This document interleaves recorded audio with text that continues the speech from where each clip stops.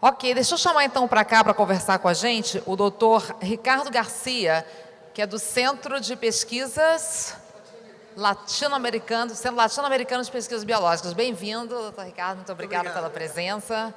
O doutor Ricardo que vai explicar agora medicamente o que é esse medicamento biosimilar, que como a gente viu, assusta tanta gente. Bom, obrigado. Primeiramente, saudações tricolores. Saudações tricolores.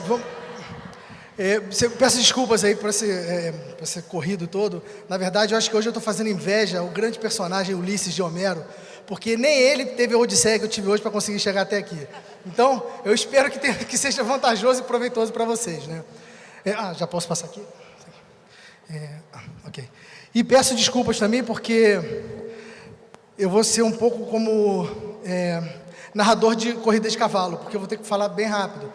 Porque eu saio daqui correndo 3h10, eu tenho outro voo de volta para São Paulo, que eu viajo para a Colômbia ainda hoje, então minha vida é fácil, né? Mas antes de qualquer coisa, queria agradecer o convite do Instituto da Rosa, da Marcele, da Patrícia. É mais do que um prazer, é uma honra participar desse tipo de evento. Eu adoro fazer isso, faço com prazer. No final, vou deixar meu e-mail aqui, vocês podem me entupir minha caixa de mensagem de e-mail. Eu faço isso com prazer. Então, eu espero que vocês tenham o mesmo prazer de receber essas informações tão complexas que são o que é um medicamento biológico, biosimilar, enfim, essa confusão toda. Tenho certeza que a Priscila já esclareceu muitas dúvidas de vocês. Eu tenho o hábito de participar de eventos com ela, sei que ela é muito bem informada a respeito disso, então eu vou aqui, de repente, criar um pouquinho mais de dúvidas, talvez, em vocês, mas mais do que qualquer coisa, o que eu espero é que vocês entendam de onde vem isso, por que ele é assim, e que se reflitam um pouco no dia a dia, porque tudo que a gente fala aqui, o importante é ir no meu dia a dia. Isso eu faço quando faço palestra para médicos, eu trabalho muito com agências regulatórias, na América Latina inteira, estou indo para a Colômbia para isso, então o que eu tento fazer é fazê-los refletir na nossa realidade. O que isso impacta na nossa realidade? Não só do ponto de vista clínico, como pacientes, médicos, eu sou médico, mas sou paciente também, enfim. Mas no nosso dia a dia, na nossa prática diária. Eu vou derrubar esse negócio aqui já, peraí. Eu sou muito inquieto, desculpa, gente. Vamos lá. Então, o meu nome você já sabe, o atrasado, né? Então, vamos lá. Isso aqui é uma declaração de conflito de interesses, é importante que se diga. Eu fui convidado pelo Instituto Laço Rosa, eu sou convidado frequentemente pela indústria farmacêutica, tanto de biológicos inovadores quanto de biológicos similares, para fazer palestras, participar de discussões clínicas, técnicas, enfim. Mas eu não trabalho para nenhuma indústria farmacêutica, eu trabalho num centro de pesquisas que está associado à Universidade do Estado do Rio de Janeiro, embora eu moro em São Paulo. Eu me vinculo apenas ao CLAP Bio, que é uma ONG, uma ONG dedicada à educação na área de biológicos e biosimilares, enfim, e criação de materiais educacionais. Inclusive, eu deixei aqui com a Marcele um material, um gibizinho, dizendo o que é um medicamento biológico, qual é o impacto deles. Eu acho que vocês vão gostar, porque a linguagem está bem simples, né? Foi feito com a ajuda, com o apoio educacional da ABV, farmacêutica. Então, vamos lá. Essa é a UERJ, nossa casa, nosso lar. Eu tenho um prazer enorme e uma honra de participar dessa universidade, apesar de todos os problemas que a gente tem enfrentado ultimamente. A nossa igreja é a OMS. O nosso trabalho como pesquisadores, como educadores na área médica, tem que ter uma base sólida, tem que ter uma igreja. A nossa igreja é a Organização Mundial da Saúde. Nós seguimos o que preconiza a Organização Mundial da Saúde. O que eu vou falar aqui tem base científica. Eu não vou falar nada do que eu acho aqui, e sim do que a gente vê no dia a dia na prática médica, na prática clínica. E a nossa Bíblia é a diretriz da Organização Mundial da Saúde para medicamentos biológicos e biosimilares. Então vamos começar a discutir um pouquinho o que são esses medicamentos biológicos e biosimilares, que coisa é essa, né? Espera aí que eu vou mexer nesse palco aqui de novo. Agora eu estou em casa, né? Estou relax. Vamos lá. Bom, primeira coisa é saber o que é um biológico. O que é um biológico? A gente fala biológico, biologia, estudou biologia na escola. O que é um biológico, de uma forma geral, né? Não tem uma definição estándar, não. Se jogar no Google, não vai ter aquela definição bonitinha lá, biológico, não vai ter, não.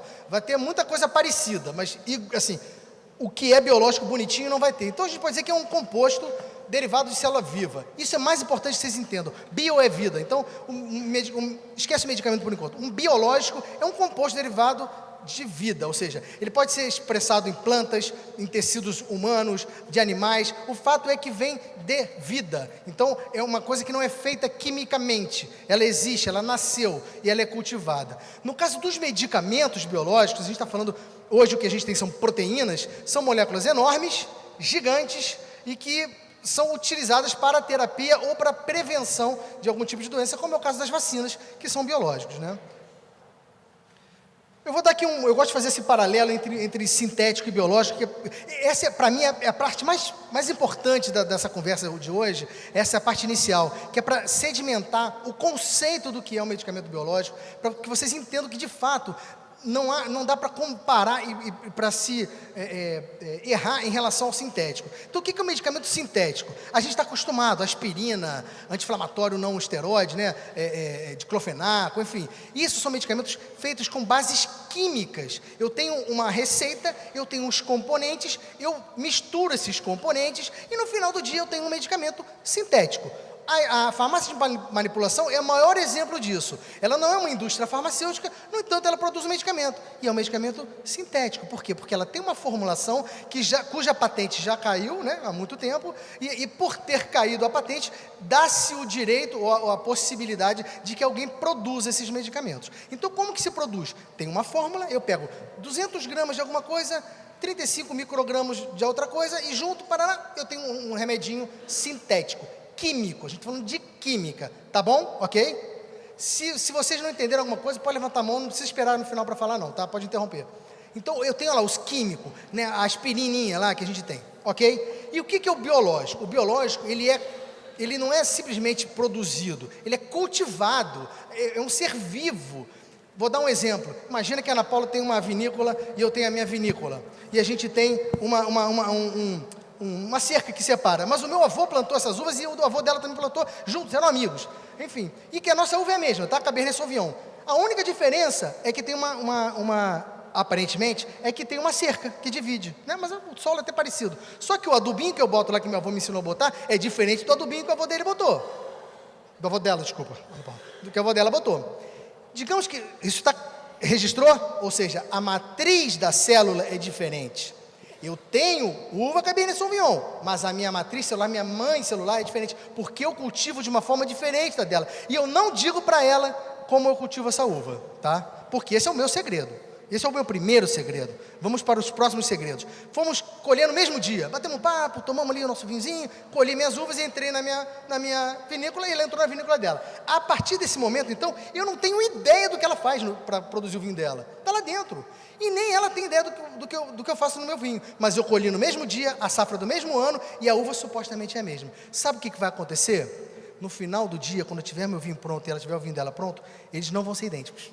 Eles podem ser bastante similares, bastante, mas idênticos eles não são. Sabe por quê? Porque a gente está falando de um ser vivo, existe uma fermentação. Eu não replico, nem gêmeo idêntico é idêntico, nem gêmeo idêntico é idêntico. Um ser vivo não é idêntico ao outro jamais, jamais. Então, se a minha matriz celular é diferente da dela, apesar de ser muito parecida, se o meu processo de produção é diferente do dela, porque eu nunca contei para ela qual era o meu processo, ela nunca contou para mim o processo dela, eu não vou ter um produto idêntico ao dela. Eu posso ter um produto altamente similar, mas idêntico ele não é, ok? Agora vamos trazer para os medicamentos biológicos. Um medicamento, quando quebra a sua patente, ele dá o direito, dependendo do país, obviamente, a que se produza esse medicamento, uma outra empresa que não a empresa inovadora, a empresa que produziu inicialmente, que descobriu essa molécula. Isso todo mundo já sabe, certo? E aí, no caso dos sintéticos, o que acontece? A gente fazia um medicamento genérico. Por que tinha um genérico? Porque era um medicamento que era produzido quimicamente idêntico ao outro. Idêntico. Por quê? Porque é uma fórmula química e eu tenho todos os componentes, eu misturo e vai dar idêntico. Eu calculo os microgramas de cada um desses componentes. Então eu consigo ter um genérico, certo? Todo mundo conhece genéricos, certo? Certo? Vocês já almoçaram, né? Sempre me bota para falar depois do almoço, ou durante o almoço, o que é maldade maior ainda, porque botar um gordo para falar durante o almoço é uma sacanagem, desculpa aí o termo. Faz isso comigo toda hora, eu estou aqui falando, está todo mundo comendo. É ou não é? Pô, me bota para falar em jantar, em almoço, pô, isso não se faz, cara. Mas tudo bem, vamos voltar aqui, vamos voltar. Aí vamos voltar para o biológico. Quando acaba a patente do biológico, o que acontece? Você pode produzir um medicamento, uma cópia dele, né? Só que, diferentemente do sintético, o biológico tem uma matriz celular, lembra da matriz celular? E tem um processo de produção. Isso não é compartilhado. Ou seja, um medicamento biológico similar ou biosimilar Para ser produzido, ele precisa partir do produto pronto do seu competidor, fazer um trabalho de engenharia reversa de altíssima tecnologia até chegar ao começo do seu novo processo de produção. Então, com todas essas dificuldades, sendo eles uma molécula grande, gigante, complexa, eu vou mostrar as fotinhas aqui para vocês, sabe o que eu tenho no final do dia? Eu sou capaz de fazer um medicamento biosimilar, mas eu não sou capaz de fazer um medicamento biogenérico. Essa palavra não existe, e não existe genérico para biológico, tá bom? Um outro aviso, fiquem à vontade para tirar quantas fotos quiserem. Quiser, eu até faço uma posezinha. Mas o mais importante é o seguinte, eu compartilho a minha apresentação com vocês. Vocês podem, eu autorizo a Patrícia, a Marcela, dá para vocês, tá bom? Então, vamos lá. A gente já sabe que um não é idêntico ao outro. Concordam comigo? Isso quer dizer que ele é pior que o outro? Não. A gente não está falando de qualidade de produto. A gente está falando apenas que um não é idêntico ao outro. Por não ser idêntico ao outro, algumas preocupações ou atitudes ou ações a gente precisa ter ao longo da terapia biológica. Tá bom, gente? É só por isso. Eu não estou dizendo que biosimilar é ruim. Não é isso. Não é isso. Um biosimilar produzido com técnicas de qualidade, que comprovou através de evidências suas qualidades, suas propriedades físico-químicas, clínicas, né, estudos clínicos, e provou que ele é seguro e eficaz, fantástico. Vamos para o mercado. A minha discussão é outra que a gente vai discutir mais lá na frente. Mas o fato é que a gente precisa saber que não são idênticos. Tá bom? Então vamos lá, senão vocês não vão ficar livres de mim. Isso aqui é só para mostrar a diferença. Eu vou para lá, tá, gente? Vou ficar perto aqui. Vou descer aqui. Olha aqui uma aspirina. Ah, não tem ponteiro, né? Tá bom. Olha uma aspirinazinha aqui, tá bom? Isso é uma molécula de aspirina. Ela é uma molécula em resolução aumentada, mas ela é assim, ela é composta desse jeito. Aí eu passo para um medicamento biológico. A aspirina é sintético, lembra? Sintético. Faz na farmácia de manipulação. Aí eu passo para a insulina, que é um biológico, que foi, na verdade, a revolução do medicamento biológico foi quando os argentinos conseguiram recombinar o DNA e fizeram os diabéticos passar a usar insulina de DNA recombinante e não insulina de porco, do pâncreas de porco. Isso foi a revolução da medicina, foi a última grande revolução, foram quando vieram os medicamentos biológicos. Então a insulina é um biológico, mas ele tem 5, olha só esse número aqui, só para vocês saberem, o que é isso? Quando a gente mede peso molecular, só para você saber, só de curiosidade, tá, gente? A gente usa Daltons, tá? Dalton é a medida de peso molecular. Então, uma insulina pesa 180 Daltons. Uma aspirina, né? Uma insulina, que é um biológico ligeiramente pouco complexo, ele pesa 5.800 Daltons. A gente está falando de 180 Daltons, dá um salto para 5.800, olha o tamanho da molécula em comparação com a outra. Se a gente vai para um biológico um pouquinho mais complexo, que é uma eritropoetina, 30.400 Daltons. Se eu vou para o anticorpo monoclonal, e é aqui que está o problema, onde a gente se discute muito hoje em dia, são 150.000 Daltons. Olha o tamanho desse anticorpo e olha o tamanho da aspirina. Não dá para comparar um com o outro. Eu não posso tratar esse medicamento da mesma forma que o outro. Por isso, os países têm uma legislação específica para biológico. O Brasil tem a RDC 55 de 2010, ela foi escrita para medicamentos biológicos biosimilares. Então, ele não é uma regulação específica, porque trata-se de moléculas completamente diferentes, muito mais complexas, muito maiores. Vamos ver a complexidade aqui. Isso aqui é uma foto, é uma outra foto, ali no cantinho, eu tenho a aspirina aqui, ó. Essa é a molécula da aspirina, ela é exatamente assim, uma moléculazinha da aspirina, e aqui eu tenho um pedacinho desse anticorpo monoclonal. Eu tenho só um pedacinho que eu destaquei aqui para comparar. Olha a diferença de tamanho e de complexidade entre as moléculas. Olha quantas ligações de carbono e tal que eu tenho aqui. Eu tenho duas aqui. Então, não posso, seria leviano eu comparar um medicamento com o outro. Eu não posso tratá-los da mesma forma. Eu não tenho genérico de anticorpo monoclonal. Alguns pacientes oncológicos aqui já se trataram, ou têm parentes que já trataram com anticorpo monoclonal para tratamento de câncer de mama. Então, é um medicamento altamente complexo e grande, gigante. Então, não dá para comparar com sintético, tá bom, gente? Não tem genérico de biológico, tá? Não tem. Se alguém disser para você que tem, manda e-mail para mim. Não tem. Vamos lá. Comparar uma aspirina, agora vai ser fantástico. Duvido que agora vocês vão esquecer. Comparar uma aspirina com um anticorpo monoclonal é a mesma coisa que eu comparar uma bicicleta com um avião. Ambos são meios de transporte, mas a complexidade e o tamanho do avião em relação à bicicleta chega a ser ridículo. Então, não dá para comparar, tá bom? Tá claro isso? Posso passar para o próximo? Não, mas só para ter certeza se está claro mesmo, é a mesma coisa que comparar o maior time do mundo com essa praga que está em toda a esquina. Não dá para comparar, gente. Não dá para comparar. Essa praga aqui está em toda esquina. Está em toda esquina. Não é qualquer um, não. Aqui é muito mais complexo. É muito maior, não tem como. Pode me xingar, mas pelo menos vocês não vão esquecer. Eu faço isso na Argentina, eu boto o escudo da CBF e o escudo da Associação de Futebol Argentina. Você imagina como eles me amam lá. Bom, já finalizando essa parte, que eu acho que é uma parte importante para a gente entender as coisas, aqui eu botei 2 quadrozinhos comparando medicamentos sintéticos e medicamentos biológicos. Então, só para vocês verem a questão do peso molecular. Então, eu vou pegar uma droga assim, aqui tudo é sintético, tá, gente? Desse lado é tudo biológico. Vou pegar aqui, tem palavras aqui que não dão para ser, a gente não consegue falar, né? Então, essa aqui eu acho que dá para falar, tacrolimus eu consigo falar. 800 Daltons. Daltons é uma molécula pesada, se a gente pensar em medicamento sintético. A aspirina tem 180.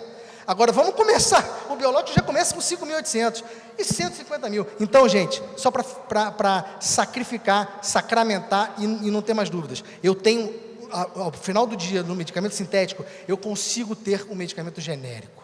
Ao final do dia, se eu tenho um medicamento biológico, eu não tenho um genérico. Eu não tenho um biogenérico, eu tenho um biosimilar. Tá bom? Tá claro isso. Agora, depois do Fla-Flu, não tem como esquecer.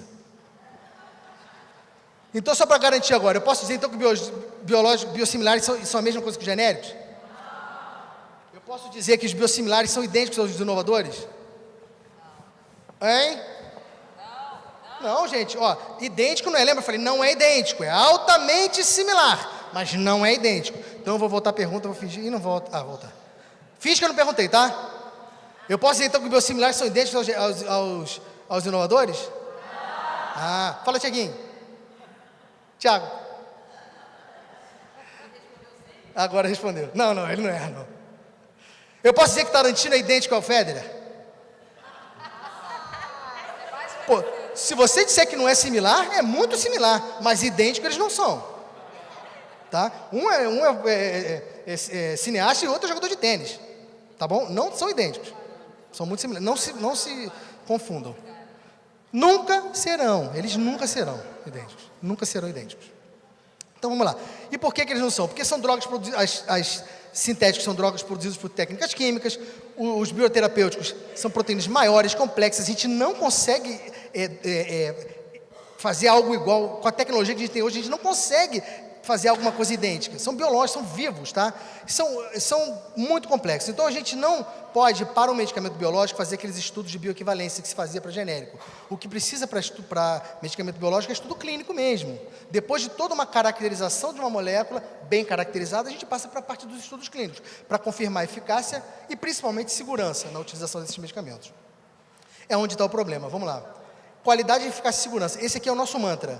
Onde vocês me virem falando alguma coisa, eu vou falar de qualidade, eficácia e segurança. Qualidade, eficácia e segurança. Eu falo o tempo inteiro disso. Porque se a gente falar de medicamento biológico biosimilar, nós já temos algo que nos dá qualidade, eficácia e segurança. Então, a gente não precisa de mais do que isso, em se tratar de um biosimilar. Mas a gente não pode ter menos.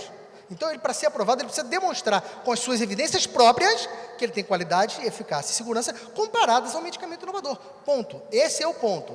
Biosimilar aprovado com as evidências de qualidade, eficácia e segurança, extremamente bem-vindo. Vai aumentar a possibilidade de acesso ao medicamento, vai aumentar a competitividade, pode baixar preço, fantástico. Mas ele precisa promover a mesma qualidade, a mesma eficácia e segurança do que a gente já tem.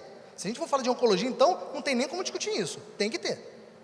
Tem que ter para qualquer um, mas é porque a oncologia tem suas particularidades. Então, eu vou começar a correr agora, porque senão não vai dar tempo. Isso aqui... Essa é a parte da qualidade. Precisam ser estudos comparativos, cabeça a cabeça, um medicamento com o outro, sempre. Por quê? Porque a gente não está falando, a gente não quer mostrar, isso é importante, que um medicamento, ele é melhor do que o outro, senão ele não seria um biosimilar. Vamos pensar aqui na questão da palavra puramente. Biosimilar. Quando eu uso a palavra similar, eu já estou estabelecendo uma comparação. Porque senão não seria similar. Eu só posso assimilar alguma coisa se eu estou me comparando a essa coisa. Então, um biosimilar, naturalmente, ele demanda uma comparação. Senão ele não é um biosimilar. Ele é um outro produto, tá bom? Então, o que faz? Quais são os estudos que se usam? Só para vocês saberem, são estudos de equivalência ou não inferioridade. Sempre comparando um medicamento com outro para mostrar que ele é equivalente ao inovador. O biosimilar precisa mostrar que ele é equivalente ao inovador. Se entrarem no mercado 4 biosimilares do mesmo produto inovador, todos os 4 precisam mostrar, através de suas evidências, que são equivalentes ao inovador. Não se compara um biosimilar com outro, tá? O biosimilar se compara sempre a um inovador. O comparador é só um. Então, vamos lá. Esse é um ponto também, só para vocês saberem que existe essa palavra, que se chama imunogenicidade. Toda proteína ela promove uma reação imunogênica naturalmente. Vou dar um exemplo que esse é vocês têm no dia a dia. Quando um mosquitinho vai dar uma picada na gente, não nasce aquela bolotinhazinha meio vermelhinha, coçando e tal. Sabe o que é aquilo? É uma reação imunológica, uma reação imunogênica. O nosso organismo reagindo à saliva dele, porque a saliva dele tem proteína. Então ele injeta na gente, na hora que está chupando nosso sangue, ele injeta uma proteína ali. Aí aquela proteína gera uma reação imunológica no nosso organismo, uma reação do nosso organismo. Agora vocês imaginam uma proteína altamente complexa. A capacidade que ela tem de produzir reações imunológicas é enorme. Então a gente tem que estar sempre atento para isso. Fazendo o quê? Testes previamente à aprovação do medicamento. Normalmente para doenças crônicas, 1 ano de estudos. Tá? Isso, a agência regulatória se ocupa disso, é só para vocês saberem que isso existe, a tal da imunogenicidade. Aqui é só um quadro também, isso aí depois para vocês lerem, porque várias situações, vários fatores relacionados ao medicamento biológico levam à imunogenicidade. Então, são desde fatores relacionados ao paciente, um do paciente que é para vocês não esquecerem. Um estudo clínico, não sei se alguém aqui já participou de algum protocolo de estudo clínico. Um estudo clínico, como é que ele é feito?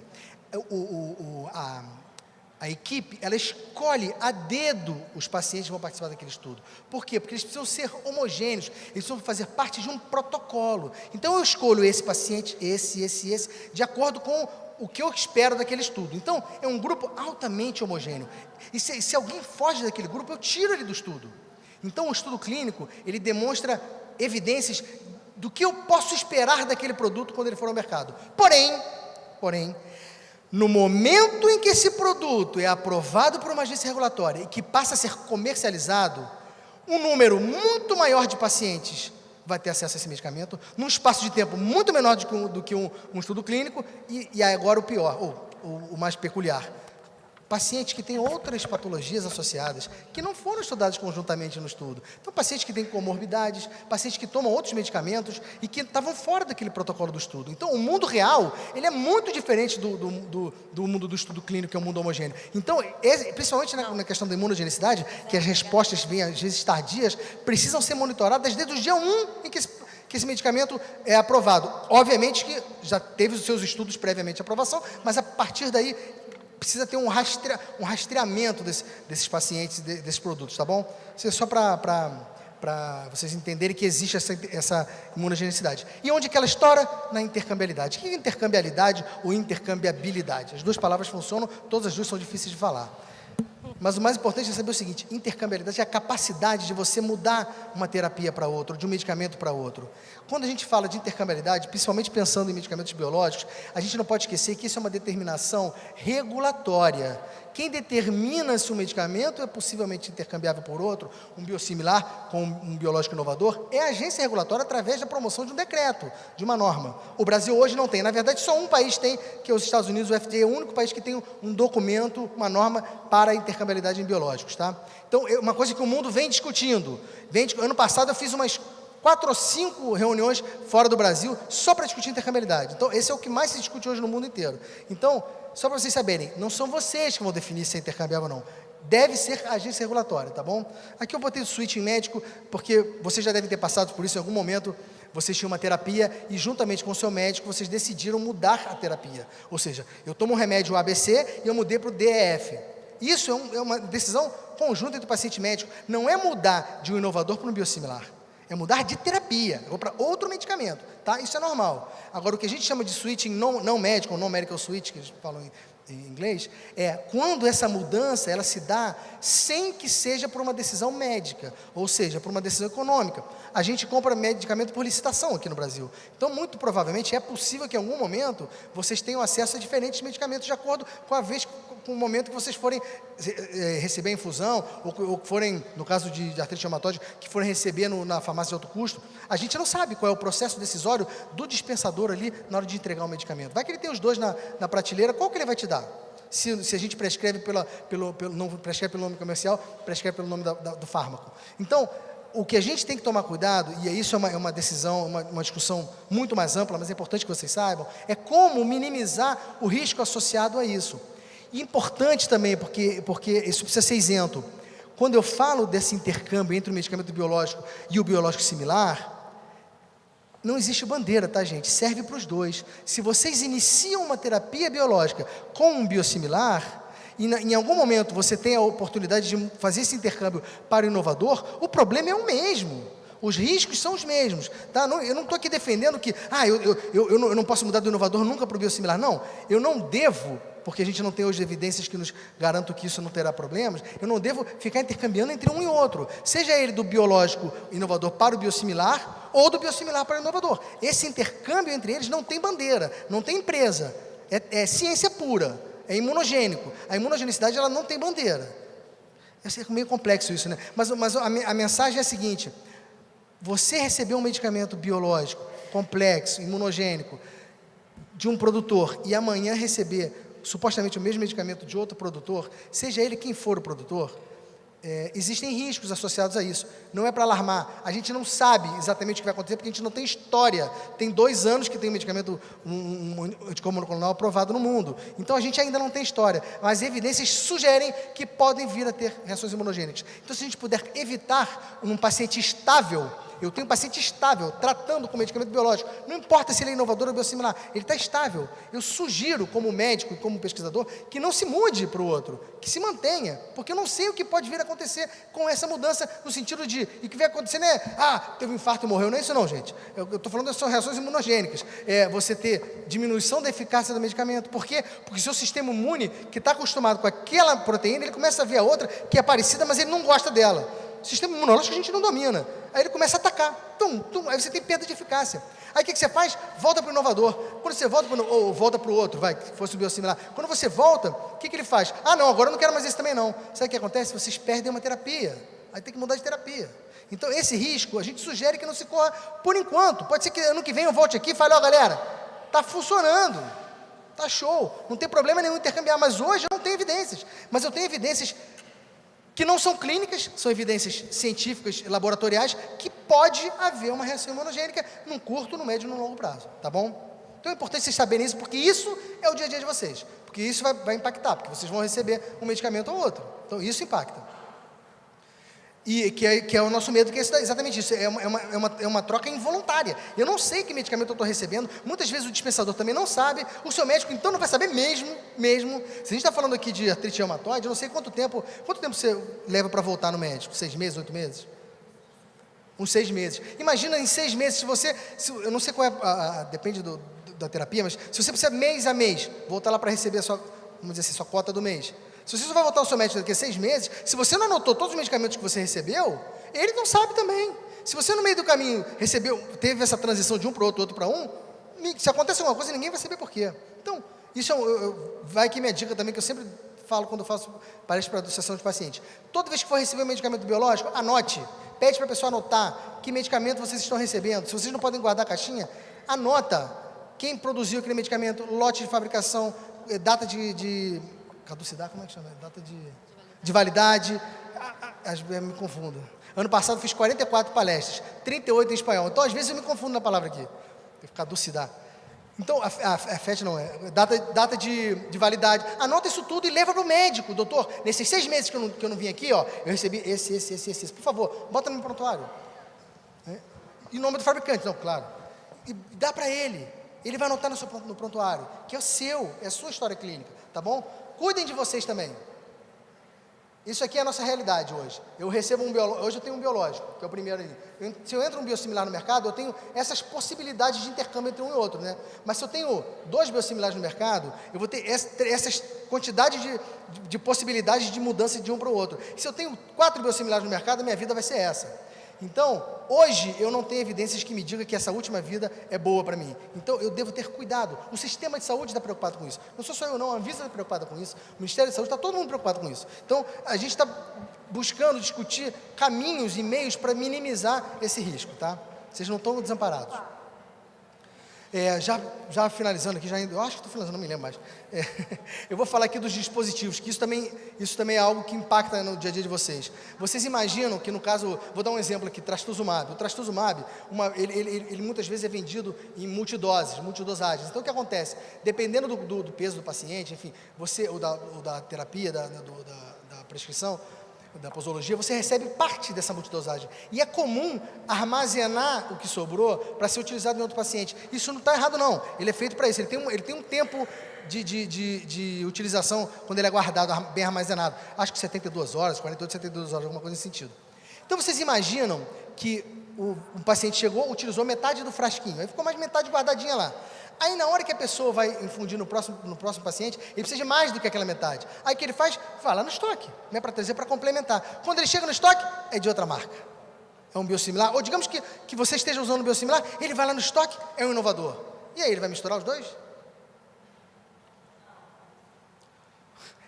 Mas é possível que ele se depare com essa situação ou não. Então, por isso que a gente deve ter muito cuidado. Então, o que eu digo é isso. No dia a dia, às vezes a gente não pensa. Vou pegar um exemplo de artrite reumatoide. O paciente está acostumado a usar aquela canetinha de autoinfusão a vida inteira. Imagina um paciente que tem pouco acesso à informação, que muitas vezes está muito no interior, que não tem acesso à informação direito. Ele levou um tempo para aprender a usar aquela canetinha. Ele está usando aquela canetinha há 5 anos. Aí no dia que vem um medicamento diferente, um biosimilar, ou ele estava com um biosimilar, veio um inovador, a canetinha é patenteada, ela é diferente. E aí, sabe quem vai ensinar ele a usar aquela canetinha? Ninguém, porque o dispensador não vai, o médico não vai, se bobear o médico nem sabe, e ele só vai voltar no médico daquele não sei quanto tempo. Sabe o que vai acontecer, gente? Ele não vai saber enfiar o remédio, aquilo custa caro pra caramba, ele não vai saber enfiar o remédio, custa caro para o sistema, custa caro para ele, porque ele não vai estar tratado. E aí, se você fizer um rastreamento, você vai dizer que aquele medicamento perdeu a eficácia. Mentira, não perdeu não, ele que não conseguiu injetar. O medicamento pode estar bom, ele que não conseguiu, porque ele não sabe mexer naquela canetinha. Então, essas coisas são do dia a dia. O sistema precisa se preocupar com isso. A indústria farmacêutica que vende medicamento precisa se preocupar com isso. Todo medicamento biológico, seja ele inovador ou biosimilar, quando é aprovado através da RDC 55 de 2010 da Anvisa, ele tem que, juntamente com o dossiê, apresentar um plano de farmacovigilância, um plano de minimização de risco. O que é um plano de minimização de risco? É minimizar o risco associado à utilização do seu medicamento. E na prática, o que quer dizer isso? Eu estou falando muito simplisticamente, porque é um livro, né? Na prática, o que significa isso? Ensinar o paciente a usar, ensinar o médico a usar, educar o dispensador, educar o enfermeiro, educar o farmacêutico, educar a população. Isso é obrigação da indústria que vende o medicamento. Está lá, ele aprovou o dossiê com esse plano, ele tem que fazer esse plano cumprir. Muitas vezes isso não acontece. Então, a gente não está falando que nada demais não. A canetinha nova é diferente? Ok, eu tenho a obrigação de ensinar ao paciente a usar. Ensinar alguém a ensinar o paciente, a ter os intermediários, cuidador, não importa. É obrigação isso, não é favor. Tá bom, gente? E a farmacovigilância é onde tudo estoura. Então, se a gente está falando aqui de medicamento biológico biosimilar, não são idênticos. Se acontece alguma coisa, quem que vai sofrer? Assim, o paciente, óbvio, mas eu digo, onde que a gente vai achar essa informação? Na farmacovigilância. Então, eu preciso ser capaz de rastrear. Não existe farmacovigilância, ou seja, pós-mercado, se não houver interação entre os principais atores. Quais são os atores? O primeiro são vocês, que estão centrados, o paciente. O segundo ator é o médico, que interage. O terceiro ator é o sistema. A agência regulatória, o sistema de saúde e a indústria farmacêutica. Se esses 4 não conversarem entre si, se essa relação aqui não existir, esquece, estamos perdidos. Se eu relatar tem médico aqui? Fala a verdade, hein? Não vou perguntar, não. Se tivesse um monte, eu perguntava. Não precisa falar a verdade, não. Quem reporta efeito adverso?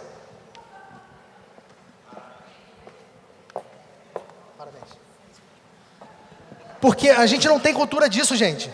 O médico não reporta efeito adverso, não. E sabe o que ele faz com efeito adverso? Não, é assim mesmo. Não vai passar. É mentira? Não reporta. A gente não aprende isso na faculdade. Não ensina. Se você for agora, entra no site da USP. 3 horas de farmacovigilância em todos os 6 anos de faculdade. E eu te garanto que ninguém assiste essa aula. Essa é aquela aula que vai jogar bola, jogar carta. Eu garanto. Então a gente sai da faculdade sem saber o que é farmacovigilância, sem saber que raios é isso. A gente fez uma pesquisa agora, e eu vou dar para vocês a resposta de um médico, um colega nosso. Ele falou o seguinte: eu reporto efeito adverso, sim, reporto se ele não estiver na bula. Eu pego ele na mentira 2 vezes. Primeiro, que eu duvido que ele tenha lido a bula. Segundo, eu só vou reportar o que não está na bula e a frequência do efeito adverso. Quando eu faço um estudo, eu tenho uma frequência. Esse medicamento dá dor de cabeça em 2% dos pacientes. Se 20% dos meus pacientes estão com dor de cabeça, eu não vou reportar. 2 para 20. Ou seja, não me importa a frequência do efeito adverso? Só se ele existe ou não? Está errado, gente. Isso só me prova que ele não tem ideia do que é farmacovigilância. Nunca falaram isso para ele. E ele não tem culpa, não. Ele só tem culpa de mentir. Mas ele não tem culpa, não. O sistema é assim. Então, o que você tem que fazer? Ensinar um profissional de saúde o que é farmacovigilância. Ensina a reportar efeito adverso. É chato, é um papel enorme, um saco, mas tem que fazer. Ou então no seu serviço, bota os dados principais e pede para alguém fazer. Algum farmacêutico no seu serviço, um enfermeiro, alguém capacitado para fazer, e depois acompanha. E depois cobre. Eu reportei aqui, escrevi são 33 folhas, são 33 folhas, só o resuminho da Anvisa ensinando como que preenche. 33 só para você aprender a preencher. Então você imagina quanto tempo você leva para isso. Então você ficou lá um dia inteiro preenchendo aquele negócio e a Anvisa nunca te falou o que aconteceu, nunca te falaram. Ah, não, lembra aquele efeito adverso que o senhor reportou? Pois é, não deu em nada. Ela nunca te falou isso. Então não tem esse mecanismo de feedback. Essa relação ela não funciona, precisa funcionar, e para isso todo mundo tem que se movimentar. O médico tem que cumprir seu papel, assumir suas responsabilidades, o paciente tem seu papel, a indústria tem seu papel e o serviço de saúde tem seu papel. Então vamos lá, não adianta brigar não, gente, vamos lá numa boa. Eu sempre faço isso quando eu falo com a associação de pacientes, eu falo, não adianta acampar na porta do cara e jogar rojão. Vocês têm que discutir com os agentes regulatórios e Ministério da Saúde com a ciência. Não adianta ser brigão nem coitadinho. Quem vai te apoiar é a ciência. Busca a sociedade de especialidade, busca a sociedade médica, busca a academia, busca os seus médicos. Debatam em nível técnico. Se vocês não sabem e não são obrigados a saber, peçam ajuda, porque é a ciência que vai calçar vocês. Não é briga nem chorar. Não é chorar nem brigar. Não estão falando de coitadinho, é ciência. A ciência te ajuda, pô. É ela que vai te dar a vitória nesse caso. Então, a farmacovigilância tem que existir. Briguem por isso. Agora, há pouco tempo, Priscila, a gente teve uma reunião de associações de pacientes, a Marcela estava lá também, a Patrícia, com a Anvisa, discutindo sobre farmacovigilância. O paciente tem que se engajar nisso também, e a Anvisa tem que dar chance para o paciente se engajar. Então, se engajem e usem a ciência. Eu acho que está acabando, eu já me perdi aqui. Vamos lá, vou passar isso aqui, porque eu já não sei que horas. Ai, caramba, eu tenho que ir embora. Foi mal aí, gente. Então, só para lembrar que isso aqui aconteceu no México, com o medicamento rituximab. Foi lançado no México o medicamento rituximab, supostamente biosimilar, mas que foi aprovado por uma regulação de genérico. Por quê? Porque o México naquela época não tinha regulação própria para biológico, hoje tem. Então, o que aconteceu? Ele foi aprovado como um genérico. Então, ele foi sendo comercializado. Começou a ter com problemas enormes com linfoma, de pacientes morrendo, assim, tendo óbito. Então, um dos sistemas de saúde do México, o do IMSS, ele separou, um hospital só comprou de um e o hospital só comprou do outro. E aí, nesse que estava com esse suposto biosimilar, continuou tendo esse problema. Então, eles identificaram que era nele. Então, pararam de comprar, a Corte Suprema de Justiça, o STF deles, que lá funciona, aqui não funciona muito, desculpa aí, mandou tirar do mercado. Mandou a Anvisa deles, que é a Cofepris, tirar do mercado até que eles demonstrassem as evidências. Por quê? Porque naquele momento já tinha uma regulação onde você deveria mostrar evidências. Então não tinha por que aquele medicamento estar aprovado sem essas evidências. Não interessa se ele for aprovado com genérico. Interessa que hoje tem uma regulação. Então, até hoje, foi em 2013, 2014, até hoje não foi demonstrada nenhuma evidência e ele não voltou para o mercado. Então, como é importante a gente saber que medicamento é esse, como ele foi feito, se foi testado em humanos. Tem que testar, tem que ter estudo clínico, gente. Tem que saber. Segurança. Bom, agora finalizando, acho que estou finalizando mesmo. Existe uma proposta da OMS para poder melhorar a farmacovigilância. O que ela propõe? Botar 4 letrinhas no final do produto. Então, eu vou pegar um produto aqui, Priscilamab. Então, eu distribuo Priscilamab e eu tenho o Ricardo Mab e Ana Paula Mab, que são anticorpos monoclonais. Se eu faço um biosimilar do Priscilamab, o que a OMS propõe? Que o Priscilamab seja Priscilamab ABCD, o que foi feito por mim, Priscilamab JKPL, feito pela Priscila, Priscilamab, outras 4 letrinhas feitas pela Ana Paula. Para quê? Para que eu possa, uma vez que eu não uso um nome comercial, para que eu possa diferenciar na rastreabilidade, ou seja, na farmacovigilância. Porque para eu saber que medicamento cada paciente tomou. Então, ele sugere isso, o FDA adotou, tem uma norma própria, e a Anvisa está discutindo bastante sobre a adoção de algo nesse sentido. É importante, gente, porque se a gente não ou então usa-se o nome comercial, se a gente não usa, eu tenho que ter capacidade para agir rapidamente. Se acontecer alguma coisa, eu consigo identificar qual foi o produto, entendeu? Então foi isso que a OMS sugeriu e que o FDA aceitou. Então, qualidade, eficácia e segurança. Mantras, vocês têm isso, busquem isso, mas busquem com a ciência. Quem vai ajudar vocês é a ciência. Vamos lá. Para acabar, agora acabou mesmo. O nome dessa menina aqui é Manuela. E essa é a Valentina. São 2 produtos biológicos, certo? Feitos por processos diferentes. A gente tem que ser criativo. E não são idênticos. Não são idênticos. E vou além. É a mesma matriz celular, hein? Que sou eu e minha esposa. A única coisa que elas têm em comum é o amor infinito e absurdo que a gente tem por elas. Muito obrigado, gente. Desculpa a correria.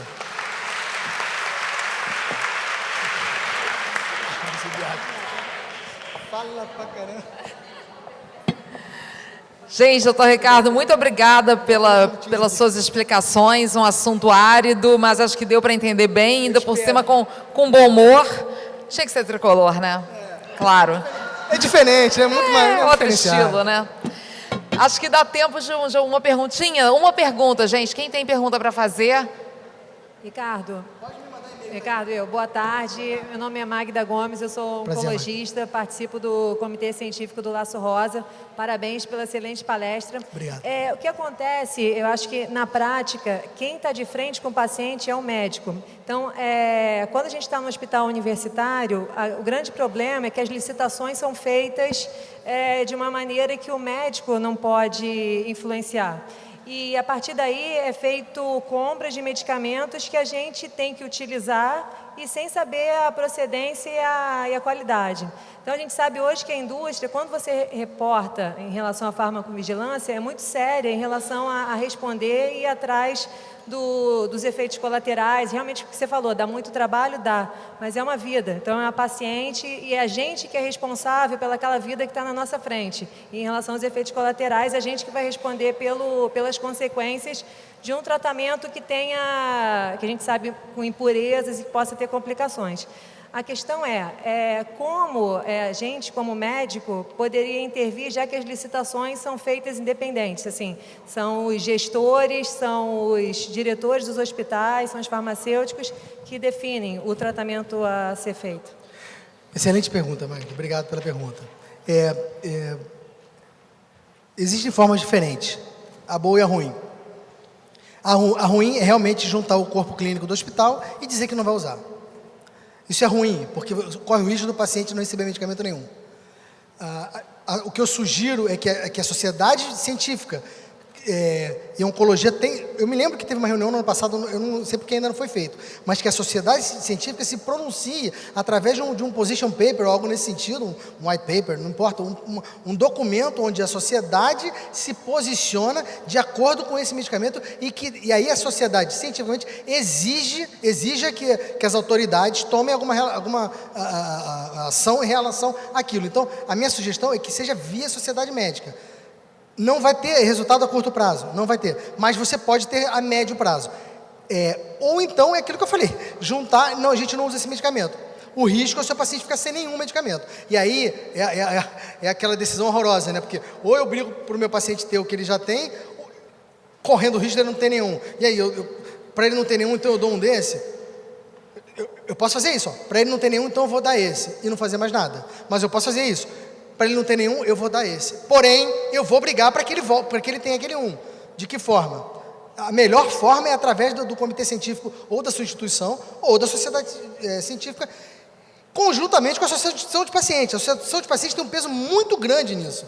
Por isso que eu digo, a associação de pacientes precisa da ciência. E nesse momento, a ciência é aliada deles. Então, que se junte a uma associação como o Laço Rosa, Oncoguia, enfim, que junte com a sociedade de especialidade e que faça um documento conjunto e que leve adiante. Não adianta fazer o documento e botar no site também não. Tem que bater na porta. E se precisar da nossa ajuda como academia, pode contar conosco.